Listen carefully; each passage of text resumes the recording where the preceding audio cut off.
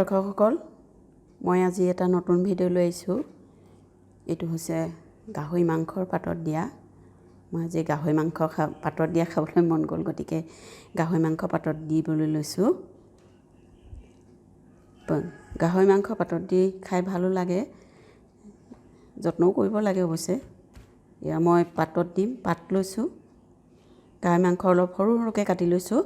মাংসখিনি মানে হাড়ি থাকিব নালাগিব, সৰু সৰুকৈ কাটি ল'ব লাগিব যাতে তেল নিমখবিলাক মাংসৰ ভিতৰত সোমাই যায়। ডাঙৰ হ'লে মানে নিসিজিবও পাৰে মাজত, বস্তুটো পাতত দিয়া হয়, গতিকে সৰু সৰুকৈ কাটি ল'ব লাগিব। পিঁয়াজ লৈছোঁ মই এটা কাটি, ডাঙৰ পিঁয়াজ এটা। ৰচুন, আদা আৰু জলকীয়া মই লৈ লৈছোঁ।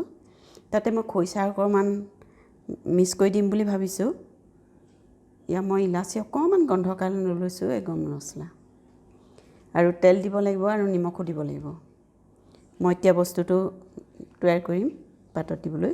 দৰ্শকসকল, মই গাহৰি মাংসখিনিত অকণমান হালধি সানি লৈছোঁ। বেছি হালধি সানিব নালাগে, কাৰণ পাতত দিলে হালধিটো গোন্ধ ওলায়। অকণমান ৰংটোৰ কাৰণে দি লৈছোঁ। এয়া মই এতিয়া পাতত মিক্স কৰি ল'ম গোটেইখিনি। এয়া মই লৈছোঁ, এয়া ইলাচি অকণমান দিছোঁ, গৰম মছলা অকণমান দি দিছোঁ, ৰচুন, আদা পিছা হোৱা পিছাখিনি দি দিছোঁ মই। তাতে তাত জলকীয়া অকণমান সৰু জলকীয়া কাটি দিছোঁ, বেছি পুৰিলেও খাব নোৱাৰিব, গতিকে সৰু এটা জলকীয়া সানি দিছোঁ। তাতে মই পিঁয়াজখিনি দি দিছোঁ। চব বস্তুখিনি দি মই সানি ল'ব লাগিব। তাতে খৰিচা অকণমান লৈছিলোঁ, তাকো মই দি দিছোঁ ইয়াতে। এতিয়া নিমখটো সোৱাদ অনুসাৰে দিব লাগিব। তাতে মিঠাতেল অলপ দি সানি ল'ব লাগিব। এইদৰে আপোনালোকে হাতেৰে ভালদৰে মঠি ল'ব, যাতে মছলা, জলকীয়া, আদা পিছা সকলো চবফালে মিল খায়। পাতটো আপোনালোকে অলপ সেকি ল'ব, কাৰণ কেলৈ পাতটো ফাটি যোৱাৰ সম্ভাৱনা থাকে, গতিকে সেকি ল'লে নাফাটে। আপুনি যেনেকৈ বান্ধো বুলিলে সেইদৰেই বান্ধিব পাৰিব। এইখিনি মই এতিয়া পাতত মেৰিয়াই দিম। পাতত মেৰিয়াই মই ভাপত দিম।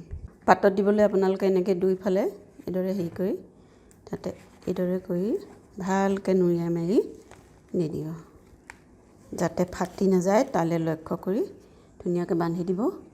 মই এয়া বান্ধি দিছোঁ।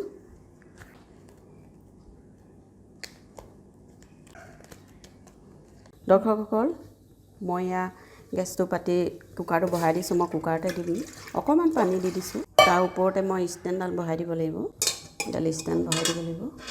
এয়া মই বাপত মাংসখিনি মই বহাই দিছোঁ। এয়া এতিয়া মই কুকাৰৰ মুখনিখন বন্ধ কৰি দিব লাগিব। এয়া মোৰ ভাপত দিয়া গাহৰি মাংস হৈ গৈছে, আৰু এতিয়া হুইচেলটো পূৰা হেৰি হৈছে। প্ৰথমতে আপোনালোকে গেছটো বহাই ল'ব, তাৰপিছত যেতিয়া নেকি হুইচেল আহিব সময় হওঁতে আপোনালোকে গেছটো কমাই দিব, কাৰণ ভাপত দিয়া বস্তু বহুত দেৰি লাগে সিজোতে। গতিকে গেছটো কমাই লৈ 40-45 মিনিট আপোনালোকে ভাপতে বহাই থৈ দিব, গেছটো অকণমান কমাই পিনে। তেতিয়াহে বস্তু ভালদৰে মাজলৈকে সিজিব আৰু খায়ো ভাল লাগিব। গতিকে মই এতিয়া নমাব হ'ল, মোৰ 1 ঘণ্টাই হৈ গ'ল। দৰ্শকসকল, এয়া মই পাতত দিয়া গাহৰি মাংস নমাই আনিছোঁ। এতিয়া খুলিছোঁ, চাওঁ কেনেকুৱা হ'ল। চাওক, চামুচখন দিয়ক। এয়া চাওক, ধুনীয়াকৈ সিজিলে। দৰ্শকসকল, মোৰ ভিডিঅ'টো চাই আপোনালোকে কেনে পালে জনাব, আৰু লাইক আৰু শ্বেয়াৰ কৰিব। মোৰ চেনেলটো কোনোবাই যদি ছাবস্ক্ৰাইব কৰা নাই, এতিয়াও কৰি দিব। ছাবস্ক্ৰাইব কৰিলে আপোনালোকে নতুন নতুন ভিডিঅ'বোৰ মোৰ পাই থাকিব। এয়া আজিলৈ সামৰোঁ আৰু।